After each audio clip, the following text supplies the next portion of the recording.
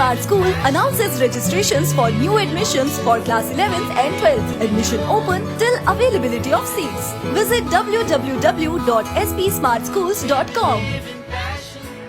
श्रीनगर में agriculture production and farmers welfare department Kashmir ने धान रुपाई दिवस जश्न धान मनाया। इसका उद्घाटन principal secretary agriculture production and farmers welfare department Naveen Kumar Chaudhary ने किया।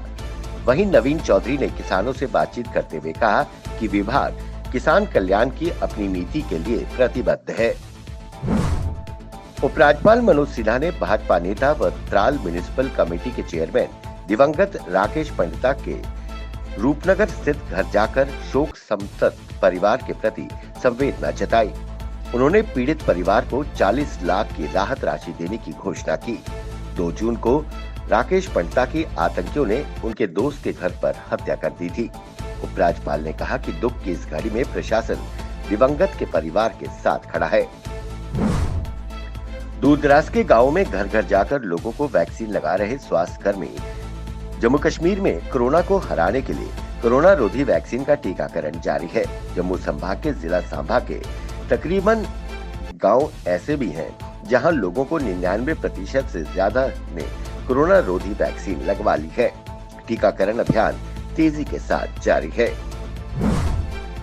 जम्मू में कोरोना संक्रमित मामलों में गिरावट के साथ एसोसिएट अस्पतालों में ओपीडी सेवाएं बहाल करने की प्रक्रिया जारी है। सुपर स्पेशलिटी और साइकेट्रिक अस्पताल के बाद सोमवार यानी 14 जून से शहर के प्रमुख जच्चा बच्चा अस्पताल शालामार, एसएमजीएस अस्पताल में ओपीडी बहाल कर दी जाएगी। हॉस्पिटल में रजिस्ट्रेशन और ओपीडी क्षेत्र में कोविड एसओपी का सख्ती से पालन किया जाएगा। इसमें मरीज के साथ एक ही तीमारदार को आने की अनुमति है। यूटी जम्मू कश्मीर में मौसम में उतार चढ़ाव जारी है। कश्मीर में बीते दिन आए तूफान के बाद दिन के तापमान में गिरावट दर्ज की गई। अधिकतर जिलों में अभी भी पारा 2 से 4 डिग्री ऊपर है। जम्मू संभाग में भी यही स्थिति है। मौसम विज्ञान केंद्र श्रीनगर के अनुसार 13 से 16 जून तक जम्मू और कश्मीर में कुछ हिस्सों में बारिश की संभावना है। आज कश्मीर के कुछ हिस्सों में भारी बारिश हो सकती है। इसका असर जम्मू संभाग में भी पड़ेगा। यूटी जम्मू कश्मीर के डीजीपी दिलबाग सिंह ने कहा कि पुलिस कर्मियों पर हमले के पीछे आतंकी संगठन लश्कर-ए-तैयबा का हाथ है। जिन लोगों ने इस घटना को अंजाम दिया उनकी पहचान कर ली गई है। जल्दी उनके खिलाफ कार्रवाई को अंजाम दिया जाएगा। इससे पहले सोपोर आतंकी हमले में शहीद पुलिस कर्मियों को श्रीनगर के जिला पुलिस लाइन में श्रद्धांजलि दी गई। इस मौके पर पुलिस, सुरक्षा एजेंसियों के अधिकारी, जवानों और शहीद के परिवार वाले मौजूद थे। प्रधानमंत्री नरेंद्र मोदी ने शनिवार को G7 देशों के शक्तिशाली मंच से कोरोना महामारी से जूझ रही दुनिया को एक पृथ्वी, एक स्वास्थ्य का मंत्र दिया।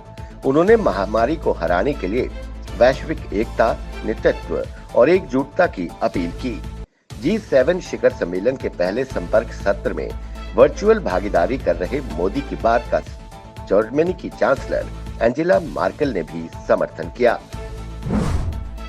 कोरोना मामले कम होते ही प्रसिद्ध मचेल यात्रा की सरगर्मियां तेज हो गई हैं। जिला प्रशासन यात्रा की तैयारी में जुट गया है। इसी कड़ी में शनिवार को हेलीकॉप्टर सेवा के लिए टेंडर करवाए गए।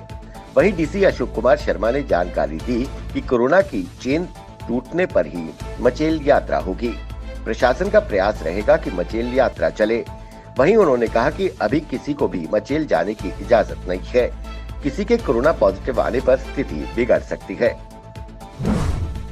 देश भर में कोरोना वायरस के दैनिक मामले अब काफी कम हो गए हैं। 70 दिन बाद देश भर में कोरोना के सबसे कम दैनिक मामले दर्ज किए गए। हालांकि इस खतरनाक वायरस से होने वाली दैनिक मौतों का आंकड़ा अभी भी चिंताजनक है। पिछले 24 घंटों में देश भर में कोरोना के 80,834 नए मामले सामने आए हैं। इस दौरान 3,303 मरीजों की मौत हो गई। नई मौतों के बाद कुल मौतों की संख्या पूरे देश में 3,70,384 हो गई है।